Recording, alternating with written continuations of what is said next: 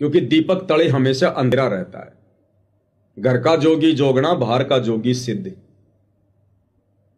सतगुरु का परिवार, सतगुरु के रिश्तेदार, सतगुरु के साथ में रहने वाले भगत कभी भी सतगुरु को नहीं पहचान सकते।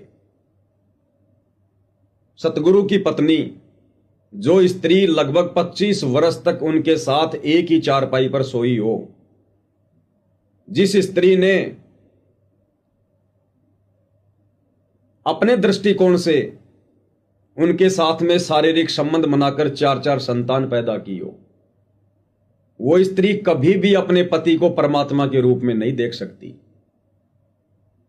पति पत्नी के आपस में छोटी छोटी बातों को लेकर झगड़े भी होते हैं, मनमुटाव भी होता है, बच्चों को लेकर भी कहासुनी हो जाती है, काम धंधे को लेकर भी कहासुनी हो जाती है।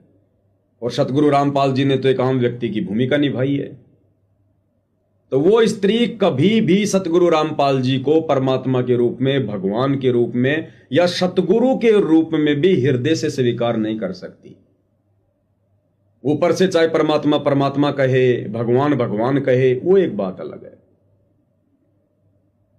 सतगुरु की संतान 2 बेटे 2 बेटियां, बड़ा बेटा वीरेंद्र, छोटा मनोज, बड़ी बेटी अंजू, छोटी बेटी मंजू,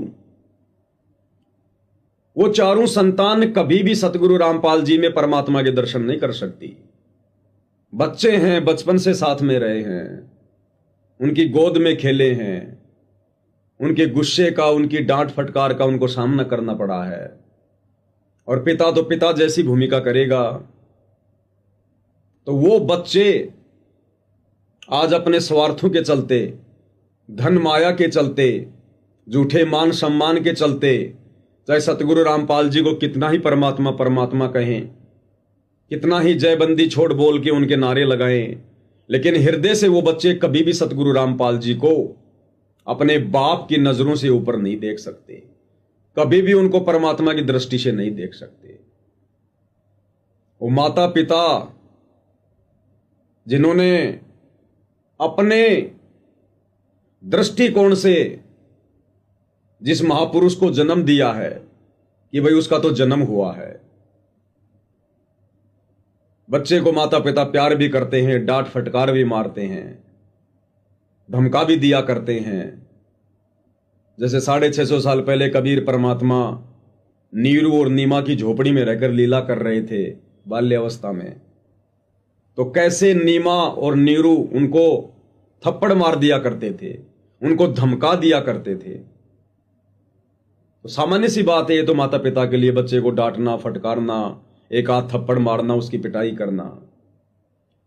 तो वो माता पिता भले ही उनसे नाम उपदेश लेकर, उनके कहने से भले ही उनको मुंह से जयबंदी छोड़ कहते रहें, गुरुजी कहते रहें, भगवान भगवान कहते रहें, लेकिन वो माता पिता इंद्रो देवी और भगत नंदराम जाट, जिन्हें दुनिया सतगुरु रामपाल जी के माता पिता कहती है, वो कभी भी सतगुरु रामपाल जी को परमात्मा के रूप में स्वीकार नहीं कर सकते। और नादान संगत सबसे बड़ा धोखा यही खा जाती है कि ये तो गुरुजी का बेटा है, ये गुरुजी की बेटी है, ये तो गुरुजी की माता जी है, अरे ये तो हमारी गुरु माता है। मतलब जैसे आम हिंदू समाज में गाय को देखते ही मन में क्या आता है, गाय माता, गऊ माता है, वो एक जानवर। लेकिन हम पीढ़ियों से यही सुनते आ रहे हैं, गाय हमारी माता है, गाय हमारी माता है। तो जितने भी नकली संत हैं, उनके जो पंथ हैं, उन पंथों में गुरु की पत्नी गुरु के बराबर में बैठती है, गुरु के साथ में बैठती है। उनके शिष्य अपने गुरु को भी दंडवत करते हैं और गुरु की स्त्री को भी गुरु माता कहकर दंडवत करते हैं। तो सतगुरु रामपाल जी के पंथ में भी नादान संगत ने इस तत्व ज्ञान को आधार ना बनाकर और अनारो देवी को, जो कि सांसारिक दृष्टिकोण में सतगुरु रामपाल जी की धर्मपत्नी रही है, उसको भी अपनी गुरु माता का दर्जा दे दिया। मौका लगते ही बहुत सारे भगत तो उसको दंडवत प्रणाम भी कर देते हैं, गुरु के बराबर उसको दर्जा देते हैं, मान सम्मान देते हैं। और वो नादान आत्मा भी अपने गुरु भाई बहनों का सम्मान सहर स्वीकार कर लेती है। तो भगत समाज की ये बहुत बड़ी एक कमजोरी होती है कजोड़ जी।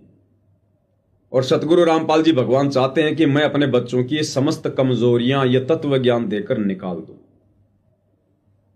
अन्यथा ये बच्चे सतलोक नहीं जा पाएंगे, ये मोक्ष प्राप्त नहीं करवा पाएंगे, ये पतिव्रता पद पे रह के भक्ति नहीं कर पाएंगे। इसलिए सतगुरु रामपाल जी ने 2014 बरवाला कांड के समय मौन साध लिया कि इस प्रकार से तो इस भीड़ में छटनी होना बड़ा मुश्किल काम है, मैं कुछ समय के लिए इनसे दूर चला जाता हूं और उसके बाद जो मेरा होगा वो मुझे पहचान लेगा इस ज्ञान को आधार बनाकर, और जो काल का होगा वो गफलत करता रहेगा, मनमाने आचरण में फंसा रहेगा या भक्ति छोड़ के दूसरे संतों या पंथों के पास चला जाएगा। इसलिए सतगुरु रामपाल जी चुपचाप रहे और 2014 बरवाला कांड से लेकर वर्तमान समय तक हिसार जेल में बैठे हुए हैं। और वर्तमान में हिसार जेल से बाहर ना आने का मुख्य कारण यही है कि अभी तक संगत की छटनी पूर्णतया हुई नहीं है। काफी हद तक परमेश्वर ने उन आत्माओं को छांट लिया है, साध संगति से जोड़कर अलग कर दिया है, जिन आत्माओं को परमेश्वर ने सतलोक लेकर जाना है। अब ये जरूरी नहीं कि साध संगति से हम जुड़ गए तो हमारी टिकट पक्की हो गई, ये तो अंतिम श्वास तक की लड़ाई है। परमात्मा कहते हैं पाकी फसल देख कर गरबैयो मत किसान, अभी तो झोले बहुत हैं भाई घर आले तब जान। तो साध संगति से जुड़ना तो एक शुरुआत मात्र है। अब साध संगति से जुड़ने के बाद में आप इस भक्ति मार्ग को किस प्रकार से देख रहे हैं, सतगुरु के प्रति आपका क्या दृष्टिकोण है, आपके भक्ति भाव क्या हैं, गुरु के प्रति आपका समर्पण भाव क्या है, आपकी निष्ठा कितनी है, आपकी लगन कैसी है, ये सारी चीजें यहां कोई नहीं देखेगा। साध संगति में कोई किसी के ऊपर सरपंच नहीं होता, कोई कोऑर्डिनेटर नहीं होता, कोई किसी को हैंडल नहीं करता है, देखने वाला सतगुरु है। तो साध संगति से जुड़कर हमारे क्या आव भाव हैं, हम बगुले से हंस बनने की दिशा में आगे बढ़ रहे हैं या नहीं, ये सारा जायजा हिसार जेल में बैठकर वो परम शक्ति परम सत्ता अंतर्यामी सतगुरु रामपाल जी नित्य प्रतिदिन हमारी प्रत्येक श्वास का लेते रहते हैं।